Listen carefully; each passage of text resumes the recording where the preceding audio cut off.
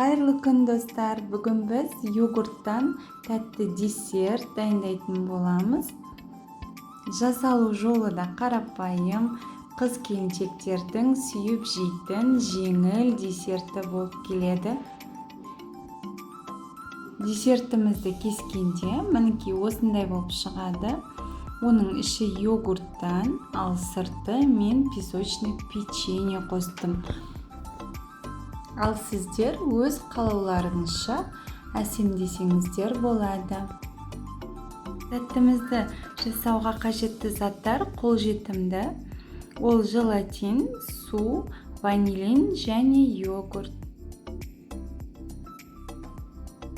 Ең алдымен желатинді алып, оған қайнаған суытылған суды құйып, араластырып, шамамен 10 минутқа бөлме температурасында қойып қоямыз. Желатин дайын болғанша йогуртты бір ыдысқа құйып аламыз. Менде құлпынайдың йогурты, кез келген йогуртты ала беруге болады. Үстінен ванилинді қосып араластырамыз.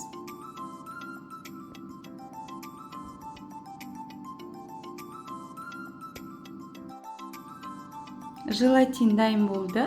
Енді оны қысқа толқынды пешке 10 секундтай уақытқа жылытып аламыз. Міне еріді. Енді оны жақсылап араластыру керек. Және де массамызға кішкентай бөліктен бөліп құйып тұрамыз.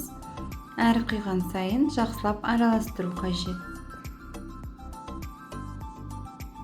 Тәтті болғанын қаласаңыздар, қант ұнтағын қосып жіберуге болады. Енді силиконды формамызға йогуртымызды құямыз. Формамыздың силиконды болғаны дұрыс, алу оңай болады.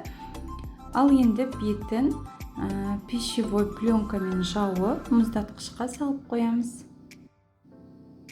Йогуртымыз мұздатқышта жарты сағаттай ғана тұрды.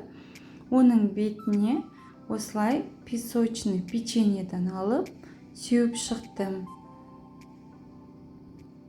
Негізінен тоңазытқышта 2-3 сағат тұру қажет.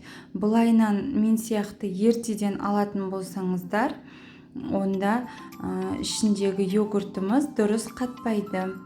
Мен бетін жаптым да, тағы да жарты сағатқа тоңазытқышқа салып қойдым. Міне жарты сағат өтті, мен мұздатқыштан алдым. Сіздерге ертелеп көрсетейін дедім. Негізінен 2-3 сағат ұстау керек. Міне тәрелкемізге осылай аударып, силиконды формамыздан босатамыз.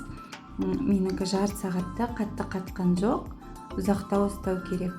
Енді бетін тағы да песочный печеньемен осылай әрлеп шығамын. Бірақ сіздер қалауларыңызша әрлеулеріңізге болады. Шоколадты күштен өткізсеңіздер де болады.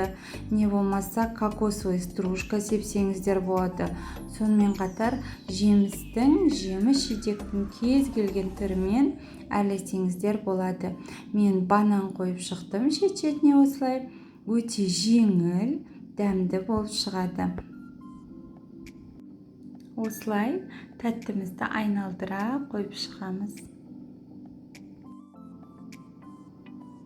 Міне біздің тәттіміз дайын болды. Қараңыздаршы, қандай әдемі болып шықты. Тәттімізді мұздатқышқа салып қойып, салқын күйінде жесеңіздер, сондай керемет, ауызда еріп тұратын дәмі балмұздақ сияқты болып шығады.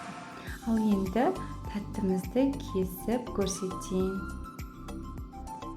Тәттіміз өте оңай кесіледі. Міне қандай нәзік, ауызда еритін тәтті болып шықты. Осындай қолжетімді ингредиенттерден жасалған тәттімізді жиі жасауға кеңес беремін. Сіздермен болған Ботафуд менің каналыма тіркеліп, лайк басып, пікір қалдыруды ұмытпаңыздар. Ас болсын!